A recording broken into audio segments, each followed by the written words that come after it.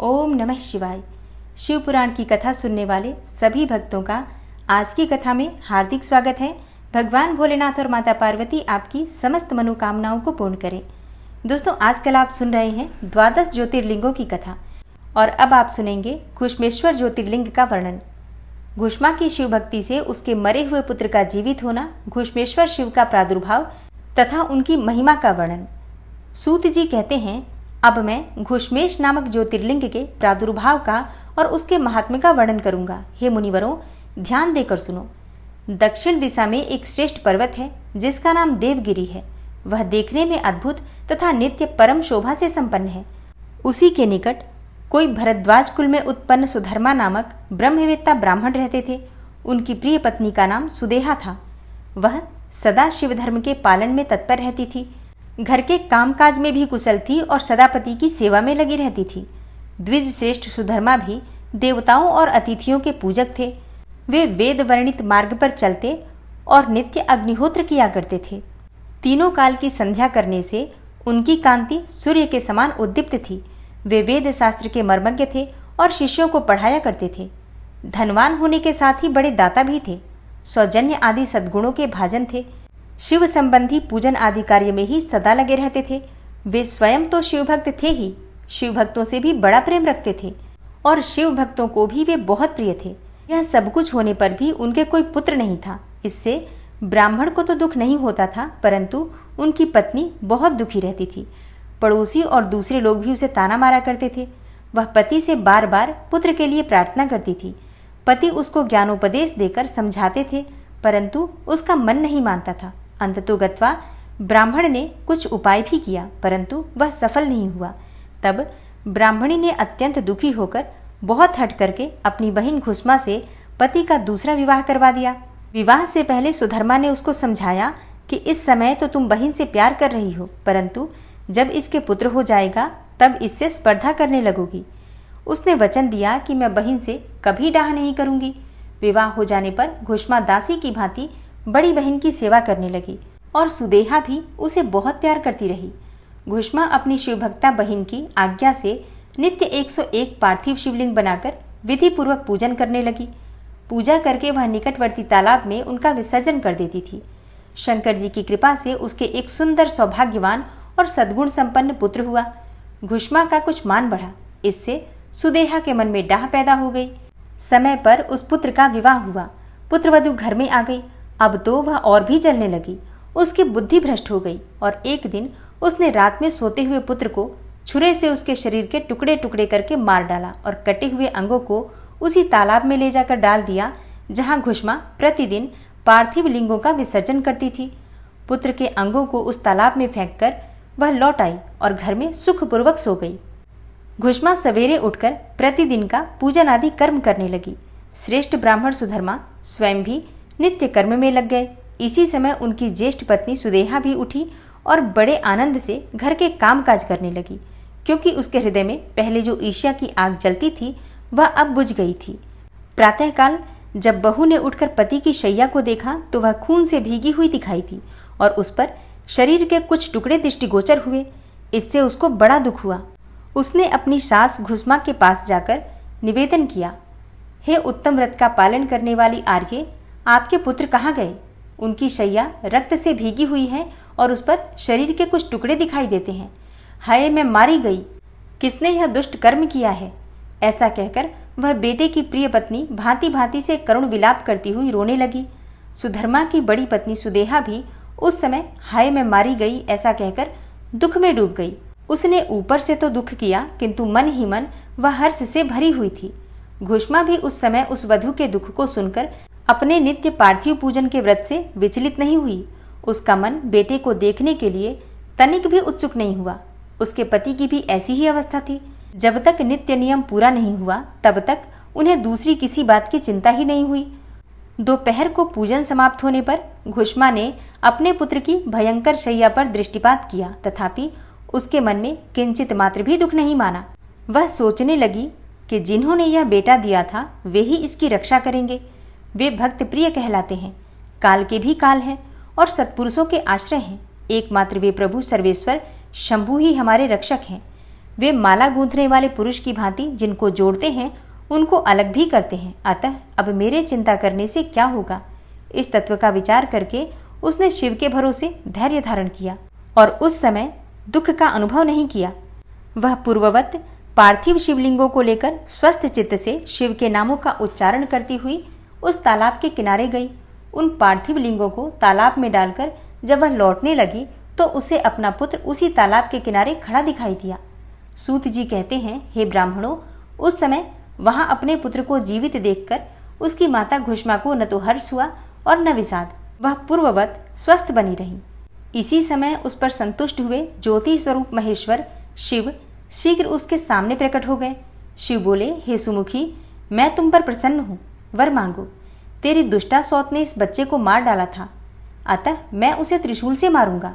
सूत जी कहते हैं, तब घुष्मा ने शिव को प्रणाम करके उस समय यह वर मांगा, हे नाथ, यह सुदेहा मेरी बड़ी बहन है, अतः आपको इसकी रक्षा करनी चाहिए। तब भगवान शिव बोले, उसने तो बड़ा भारी अपकार किया है, तुम उस पर उपकार क्यों करती हो। दुष्ट कर्म करने वाली सुदेहा तो मार डालने के ही योग्य है।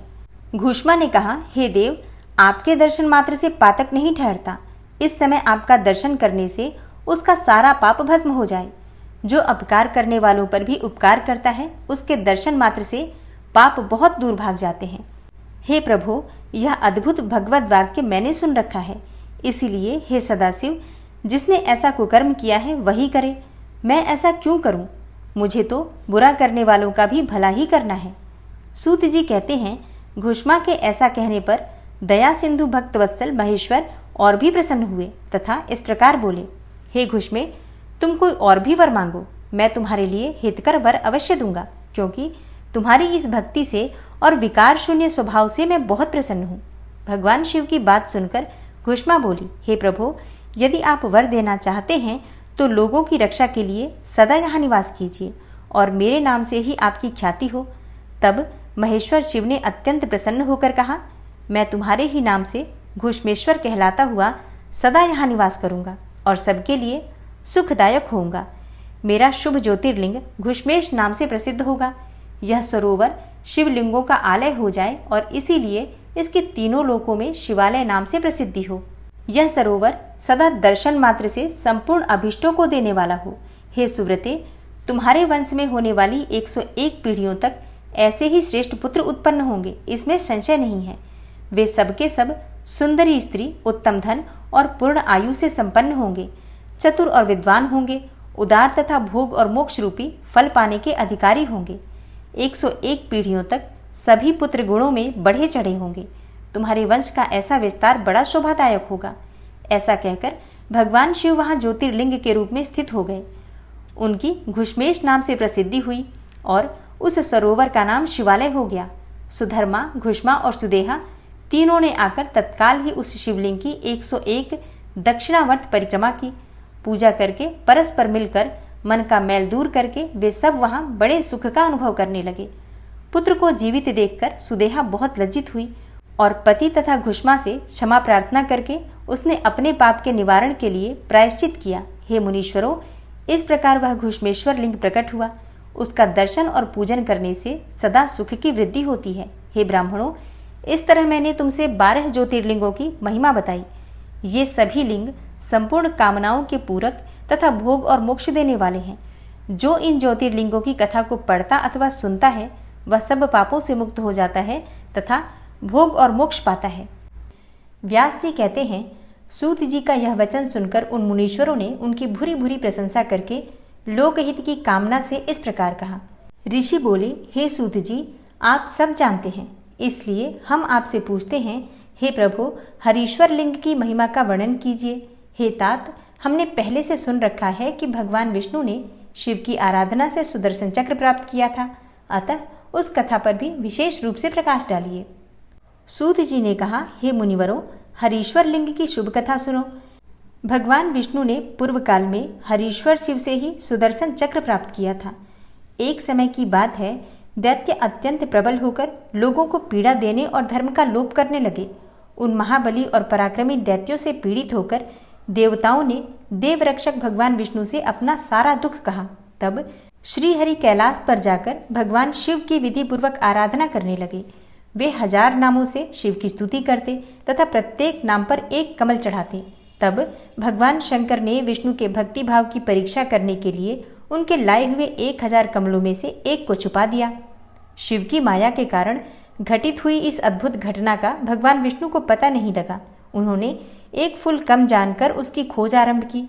दृढ़तापूर्वक उत्तम व्रत का पालन करने वाले श्रीहरि ने भगवान शिव की प्रसन्नता के लिए उस एक फूल की प्राप्ति के उद्देश्य से सारी पृथ्वी पर भ्रमण किया, परंतु कहीं भी उन्हें वह फूल नहीं मिला।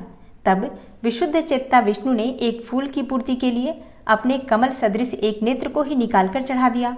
यह देखकर सबका दुख दूर करने वाले भगवान शंकर बड़े प्रसन्न हुए और वहीं उनके सामने प्रकट हो गए। प्रकट होकर वे श्रीहरि से बोले, हे हरे, मैं तुम पर बहुत प्रसन्न हूँ। तुम इच्छानुसार वर मांगो, मैं तुम्हें मनोवांछित वस्तु दूंगा। तुम्हारे लिए मुझे कुछ भी अधेय नहीं है। विष्णु बोले, हे नाथ, आपके सामने मुझे क्या कहना है, आप अंतर्यामी हैं, अतः सब कुछ जानते हैं। तथापि आपके आदेश का गौरव रखने के लिए कहता हूँ, दैत्यों ने सारे जगत को पीड़ित कर रखा है। हे सदाशिव, हम लोगों को सुख नहीं मिलता। हे स्वामिन, मेरा अपना अस्त्र शस्त्र दैत्यों के वध में काम नहीं देता।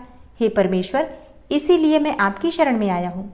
सूत जी कहते हैं, श्री विष्णु का यह वचन सुनकर देवाधिदेव महेश्वर ने तेजो राशि में अपना सुदर्शन चक्र उन्हें दे दिया। उसको पाकर भगवान विष्णु ने उन समस्त प्रबल दैत्यों का उस चक्र के द्वारा बिना परिश्रम के ही संहार कर डाला। इससे सारा जगत स्वस्थ हो गया, देवताओं को भी सुख मिला और अपने लिए उस आयुध को पाकर भगवान विष्णु भी अत्यंत प्रसन्न एवं परम सुखी हो गए।